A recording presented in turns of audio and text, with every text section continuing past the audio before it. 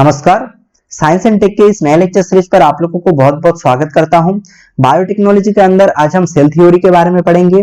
तो शुरुआत करने से पहले आप लोगों को ये बता दूं, एग्जाम पर्सपेक्टिव से जितना चाहिए हम उतना ही पढ़ेंगे, ज्यादा गहराई में हम नहीं जाएंगे। तो फर्स्ट देखिए, व्हाट इज ए सेल। तो सेल क्या होता है? Cell basically fundamental structural and functional unit of life होता है। और सेल जो वर्ड है ये पहली बार कॉइन किया गया था रॉबर्ट हुक के द्वारा। तो सेल स्टडी करने के लिए इलेक्ट्रॉन माइक्रोस्कोप का सहायता लेना पड़ता है। तो ये था उस जमाने का माइक्रोस्कोप। अभी जो इलेक्ट्रॉन माइक्रोस्कोप यूज किया जाता है इससे बहुत इंफीरियर क्वालिटी का था। नेक्स्ट देखिए, सबसे लार्जेस्ट सेल क्या होता है? सबसे लार्जेस्ट सेल होता है ऑस्ट्रिच का जो अंडा होता है, ये सबसे लार्जेस्ट सेल है। और सबसे स्मॉलेस्ट सेल क्या होता है? सबसे स्मॉलेस्ट सेल होता है माइक्रोप्लाज्मा गैलीसेप्टिकम। तो सेल के अंदर 70% के आसपास वाटर रहता है और 30% के आसपास केमिकल रहता है।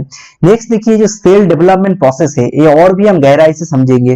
तो एक एग और एक स्पर्म दोनों जब फर्टिलाइज होता है तब क्या फॉर्म होता है? एक जाइगोट फॉर्म होता है। एक जाइगोट फिर माइटोसिस प्रोसेस हो होकर क्या बनता है? एक एम्ब्रायो फॉर्म होता है। ठीक है, तो यहाँ पर देखिए एक जाइगोट सेल डिवीजन होकर फॉर्म हो रहा है, दो सेल फिर से सेल डिवीजन होकर फॉर्म हो रहा है। यहाँ पर 4 सेल, इससे फॉर्म हो रहा है मोरूला, देन फॉर्म हो रहा है ब्लास्टुला, इससे फॉर्म हो रहा है एम्ब्रायो।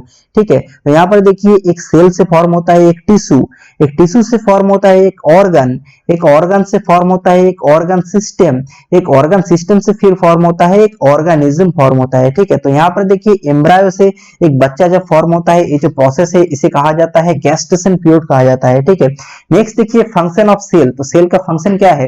तो फर्स्ट है यहाँ पर स्ट्रक्चर प्रोवाइड करना। ठीक है, नेक्स्ट है ग्रोथ जो प्रोसेस है इसमें सहायता करना via mitosis process. Next transport में सहायता करना और जो एनर्जी प्रोडक्शन है इसके लिए भी सहायता करना। और जो रिप्रोडक्शन प्रोसेस है via mitosis and meiosis process, इसमें भी सहायता करना है सेल का मेन फंक्शन।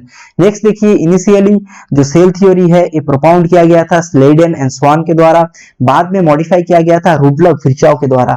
तो यहाँ पर ये कहा जाता है जितने भी लिविंग ऑर्गेनिज्म है सब कंपोस्ट ऑफ सेल, और जो सेल है बेसिकली रुडलॉफ विर्चॉव के द्वारा कहा गया था all cell arises from pre existing cell. तो जितने भी सेल होता है सब अराइज होता है प्री एग्जिस्टिंग सेल से। नेक्स्ट है यूनी एंड मल्टी सेलुलर। तो यहाँ पर देखिए जो ह्यूमन बॉडी है, ह्यूमन बॉडी बेसिकली बनता है 100 ट्रिलियन से भी ज्यादा सेल से ह्यूमन बॉडी जो है ये फॉर्म होता है। ठीक है, तो ह्यूमन बॉडी क्या है? ह्यूमन बॉडी है मल्टी सेलुलर। और यूनिसेलुलर क्या होता है? Unicellular organism are made up of single cell. तो यूनिसेलुलर में सिर्फ एक सेल रहता है, इसलिए इसे कहा जाता है यूनिसेलुलर। जैसे कि बैक्टीरिया, एमीबा, ये सब क्या है? यूनिसेलुलर। और जो ह्यूमन है ये है मल्टी सेलुलर। ठीक है, नेक्स्ट देखिए basic structure of a cell. तो basic structure of a cell क्या है? Cell consist of outer layer known as cell membrane. तो सेल के बाहर वाला जो हिस्सा होता है इसे कहा जाता है सेल मेम्ब्रेन। इनसाइड में क्या रहता है? इनसाइड में रहता है दो मेन कंपोनेंट, एक है यहाँ पर न्यूक्लियस और एक है साइटोप्लाज्म। और जो न्यूक्लियस है, न्यूक्लियस के अंदर क्या रहता है? न्यूक्लियस के अंदर रहता है जेनेटिक मटेरियल। और जो साइटोप्लाज्म होता है, साइटोप्लाज्म क्या है? Cytoplasm is the space between cell membrane and nucleus. तो न्यूक्लियस और सेल मेम्ब्रेन के बीच में रहता है साइटोप्लाज्म। ठीक है, तो साइटोप्लाज्म के अंदर क्या रहता है? साइटोप्लाज्म के अंदर रहता है plastid, mitochondria, Golgi bodies, endoplasmic reticulum. ठीक है, नेक्स्ट देखिए जो प्लांट सेल है, प्लांट सेल दिखने में ऐसा होता है और जो एनिमल सेल है ये दिखने में ऐसा होता है। ठीक है, तो प्लांट सेल के अंदर क्या रहता है? सेल वॉल रहता है, सेल मेम्ब्रेन रहता है, नेक्स्ट रहता है गोल्गी apparatus, वैक्यूल रहता है, क्लोरोप्लास्ट रहता है, माइटोकॉन्ड्रियन। माइटोकॉन्ड्रियन बेसिकली माइटोकॉन्ड्रिया का प्लूरल फॉर्म है। साइटोप्लाज्म रहता है यहाँ पर, और यहाँ पर देखिए एमाइलोप्लास्ट है, लार्ज सेंट्रल वैक्यूल भी है, और स्मूथ ईयर है, और जो रफ ईयर है ये भी प्रेजेंट है। ठीक है, एंडोप्लाज्मिक रेटिकुलम। नेक्स्ट देखिए यहाँ पर राइबोसोम भी है और गोल्गी वेसल भी है। और एनिमल सेल के अंदर गोल्गी apparatus रहता है, माइटोकॉन्ड्रियन रहता है, न्यूक्लियस, और यहाँ पर माइक्रोट्यूब्यूल, साइटोप्लाज्म, राइबोसोम, और यहाँ पर सेल रहता है। तो यहाँ पर देखिए सेल वॉल प्रेजेंट है, यहाँ पर सेल वॉल प्रेजेंट नहीं है, यहाँ पर सिर्फ सेल मेम्ब्रेन प्रेजेंट है। ठीक है, तो नेक्स्ट देखिए दोनों के अंदर सिमिलरिटीज क्या है? सिमिलरिटीज है दोनों के अंदर माइटोकॉन्ड्रियन रहता है, गोल्गी apparatus रहता है, rough and smooth endoplasmic reticulum रहता है, न्यूक्लियस रहता है, साइटोप्लाज्म रहता है, और राइबोसोम रहता है। और डिफरेंस क्या है? डिफरेंस है प्लांट सेल के अंदर सेल वॉल प्रेजेंट है और जो एनिमल सेल है इसके अंदर सेल वॉल प्रेजेंट नहीं है। और इसके अंदर लार्ज वैक्यूल है, इसके अंदर स्मॉल वैक्यूल है, कभी कभी वैक्यूल नहीं भी रहता है एनिमल सेल के अंदर। तो प्लांट सेल के अंदर क्लोरोप्लास्ट रहता है और जो एनिमल सेल है, एनिमल सेल के अंदर क्लोरोप्लास्ट नहीं रहता है। और फ्लैजेला ओनली इन गैमेट्स, और इसके अंदर सिर्फ फ्लैजेला रहता है। ठीक है, नेक्स्ट देखिए cell wall. Cell wall basically क्या होता है? Cell wall basically non living lignin structure होता है, ठीक है। तो प्लांट के अंदर सेल वॉल रहता है, तो सेल वॉल है rigid, semi permeable, protective layer found in plant. तो सेल बेसिकली जो सेल वॉल है, सेल वॉल किससे फॉर्म होता है? Cell wall basically made up of cellulose, lignin, hemicellulose and pectin, इसलिए लिग्निन से बना होता है, इसलिए इतना हार्ड होता है, ठीक है। तो ग्रास के अंदर लिग्निन बहुत कम होता है, इसलिए ग्रास इतना हार्ड नहीं होता है, बट वुड के अंदर लिग्निन बहुत ज्यादा होता है, इसलिए वुड इतना हार्ड होता है, ठीक है। नेक्स्ट देखिए, जो सेल वॉल है ये लार्जली कंपोज्ड ऑफ सेलुलोज होता है, और जो सेलुलोज है, सेलुलोज मेन कार्बोहाइड्रेट का ही एक फॉर्म होता है, ठीक है। जो ग्रीन वेजिटेबल है, ग्रीन वेजिटेबल के अंदर सेलुलोज होता है, इसलिए इतना हार्ड होता है, और ह्यूमन बॉडी के लिए डाइजेस्ट करना उतना आसान नहीं होता है, ठीक है। नेक्स्ट जो सेल वॉल है, सेल वॉल बेसिकली प्रोवाइड करता है strength and structural support provide किया जाता है सेल वॉल के द्वारा। और जो सेल मेम्ब्रेन है, सेल मेम्ब्रेन क्या होता है? सेल मेम्ब्रेन का और एक नाम है प्लाज्मा मेम्ब्रेन। और सेल मेम्ब्रेन कहां पर रहता है? जहां पर मल्टी सेलुलर ऑर्गेनिज्म रहता है वहां पर सेल मेम्ब्रेन रहता है, ठीक है। तो सेल मेम्ब्रेन का जो बाहर वाला लेयर है इसे कहा जाता है, सेल मेम्ब्रेन का और एक नाम है प्लाज्मा मेम्ब्रेन। तो सेल मेम्ब्रेन क्या होता है? तो एनिमल सेल का जो बाहर वाला हिस्सा है ये है सेल मेम्ब्रेन, ठीक है। तो प्लांट सेल मेम्ब्रेन भी प्रेजेंट है। प्लांट सेल मेम्ब्रेन कहां पर है? तो आप देखिए, जो प्लांट सेल मेम्ब्रेन ये सेल वॉल के अंदर है, ठीक है। और जो साइटोप्लाज्म है, साइटोप्लाज्म के बाहर वाला हिस्से में है। नेक्स्ट देखिए, जो सेल मेम्ब्रेन है ये mainly composed of protein, lipid and carbohydrate, ठीक है। तो ये लिविंग स्ट्रक्चर होता है और परमिएबल होता है, ठीक है। तो इसलिए जो आयन वगैरह है इसको अलाउ किया जाता है सेल मेम्ब्रेन के द्वारा। नेक्स्ट देखिए, माइटोकॉन्ड्रिया। माइटोकॉन्ड्रिया क्या होता है? पावर हाउस ऑफ सेल होता है, ठीक है। तो पावर जनरेट करना होता है माइटोकॉन्ड्रिया का मेन काम। तो यहाँ पर देखिए, जो generate power, store and provide energy to cell. तो माइटोकॉन्ड्रिया बेसिकली क्या होता है? माइटोकॉन्ड्रिया के अंदर एरोबिक रेस्पिरेशन होता है, ठीक है। तो यहाँ पर जो ऑक्सीजन है रेस्पिरेशन प्रोसेस से, और जो न्यूट्रिएंट होता है सबको कन्वर्ट किया जाता है एटीपी में। और एटीपी क्या होता है? एटीपी होता है केमिकल एनर्जी और एनर्जी करेंसी ऑफ सेल, ठीक है। तो यहाँ पर देखिए, जो एटीपी है, एटीपी स्प्लिट होकर फिर फॉर्म होता है एडीपी एंड फॉस्फेट, फिर जो इलेक्ट्रॉन प्रोवाइड किया जाता है उससे ही मेन सेल का जो प्रोसेस है वो कैरी आउट होता है, ठीक है। तो जब कोई डेडली डिजीज होता है जैसे कि कैंसर या फिर एड्स, तब क्या होता है? जो माइटोकॉन्ड्रिया है, माइटोकॉन्ड्रिया के अंदर जो पावर है ये बहुत कम होता है, तब जो सेल होता है बहुत वीक हो जाता है, ठीक है। नेक्स्ट देखिए, प्लास्टिड। प्लास्टिड मेनली 3 टाइप होता है।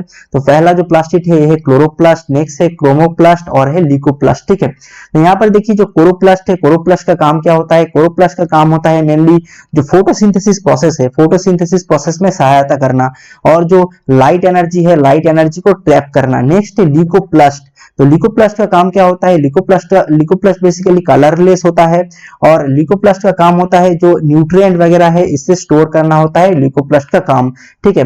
नेक्स्ट देखिए, जो पोटैटो है, पोटैटो के अंदर क्या रहता है? पोटैटो के अंदर ल्यूकोप्लास्ट रहता है, ठीक है। नेक्स्ट देखिए, क्रोमोप्लास्ट। क्रोमोप्लास्ट क्या होता है? क्रोमोप्लास्ट के अंदर बेसिकली पिगमेंट होता है।